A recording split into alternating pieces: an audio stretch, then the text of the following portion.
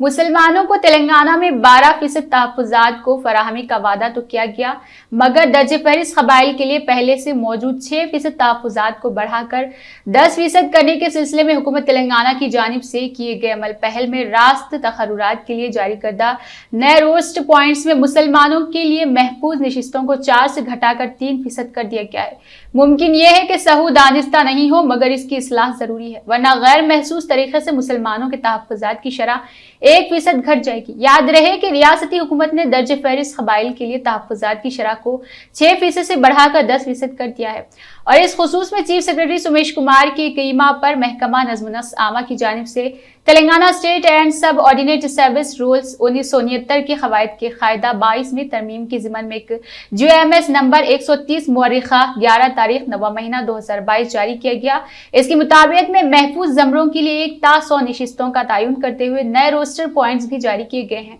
जिसमें मुसलमानों के लिए महफूज ज़मरा BC-A के तहत सिर्फ 3 नशिस्तें 19, 44 और 94 ही मुख्तस किए गए हैं, जबकि मुसलमानों के लिए 19, 44, 69 और 94 की नशिस्तें महफूज होनी चाहिए थी। नजरसानी शुदा रोड्स पॉइंट्स में 69 नंबर पर नशिस्त BC-A के बजाय BC-B को मख्तस कर दिया गया है, जिसके बाद BC-B के लिए मख्तस तहफ़्फ़ुज़ात में गैर वाजबी तौर पर 1% का इजाफा हो जाएगा और मुसलमानों के लिए 1% की कमी हो जाएगी। मुमकिन है इस बेकायदगी के बाद कानूनी कशाकश भी शुरू हो गई है। प्रोफेसर मोहम्मद अंसारी सदर प्रोटेक्शन कमेटी ने आला हुकाम की इस कोताही पर शदीद अदम ज़ाहिर किया और कहा कि इसके नतीजे में मुसलमानों के लिए मख्तस तहफ़्फ़ुज़ात की शरह 4% से घटकर 3% ही रह जाएगी और कई मौक़े पर जहां 3 मुसलमानों का तक़र्रुर होना चाहिए, वहां पर सिर्फ 2 मुसलमानों का ही तक़र्रुर होगा। उन्होंने कहा कि रोस्टर पॉइंट्स में पाई जाने वाली सखामी के बाद 90 जायदादों में सिर्फ 2 और 100 जायदादों में सिर्फ 3 मुसलमान का ही तक़र्रुर होगा। अगर इसकी फौरी इस्लाह करते हुए नए रोड्स पॉइंट्स जारी नहीं किए जाएंगे तो मुसलमानों के साथ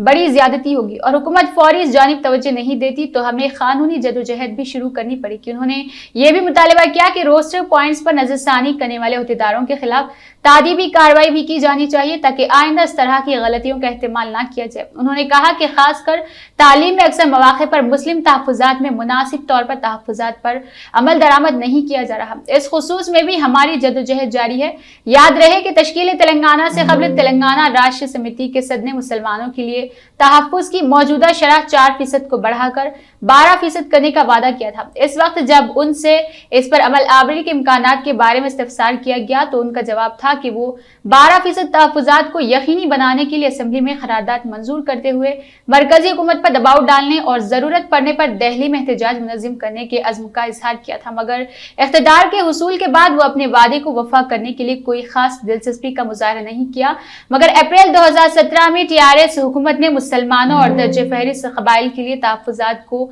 4% और 6% से बढ़ाकर 12% और 10% करने के लिए एक बिल मंजूर किया था।